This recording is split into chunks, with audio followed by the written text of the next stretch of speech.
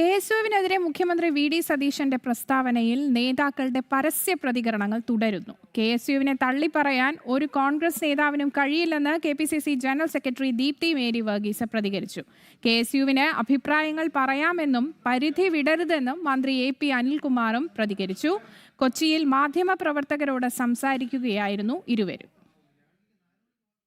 KSU കൂടിക്കാഴ്ചയ്ക്ക് മുഖ്യമന്ത്രി VD. Satheesan അനുമതി നിഷേധിച്ചതിൽ വിവാദങ്ങൾ കനക്കുമ്പോഴാണ് കൂടുതൽ നേതാക്കളും മന്ത്രിമാരും അഭിപ്രായങ്ങൾ പ്രകടമാക്കി രംഗത്തെത്തുന്നത്. കെ.എസ്.യുവിന് പിന്തുണയുമായി KPCC general secretary Deepthi Mary Varghese മുന്നോട്ട് വന്നു. കെ.എസ്.യുവിനെ തള്ളിപ്പറയാൻ ഒരു കോൺഗ്രസ് നേതാവിനും കഴിയില്ലെന്നും മുഖ്യമന്ത്രി എന്തുകൊണ്ടാണ് കെ.എസ്.യു നേതാക്കളെ കാണാത്തതെന്ന് മുഖ്യമന്ത്രിക്ക് മാത്രമേ അറിയുകയുള്ളൂവെന്നും ദീപ്തി മേരി വർഗീസ് പ്രതികരിച്ചു. മുഖ്യമന്ത്രിയും കേരള വിദ്യാർത്ഥി യൂണിയനിൽ പ്രവർത്തിച്ചിട്ടുള്ള ഒരാളാണ്. അദ്ദേഹം കേരള വിദ്യാർത്ഥി യൂണിയനെ എതിരായിട്ട് പറയുമെന്ന് ഞാൻ കരുതുന്നില്ല. കെ.എസ്.യു പ്രസിഡന്റിനെ കാണാത്തതിൻ്റെ കാരണം അദ്ദേഹത്തിന് മാത്രമേ അറിയുള്ളൂ.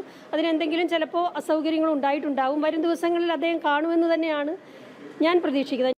കെ.എസ്.യുവിന് സ്വതന്ത്രമായ സ്വഭാവമുണ്ടെന്നും SFIയെ പോലെ ഭരണവിലാസം സംഘടനയല്ല കെ.എസ്.യു എന്നും മന്ത്രി എ.പി. അനിൽകുമാർ വ്യക്തമാക്കി. വിമർശനങ്ങൾക്ക് പരിധിയുണ്ട്. പരിധി വിട്ടുള്ള വിമർശനം അനുവദിക്കില്ല. പാർട്ടിയും സർക്കാരും രണ്ട് തട്ടിലല്ല.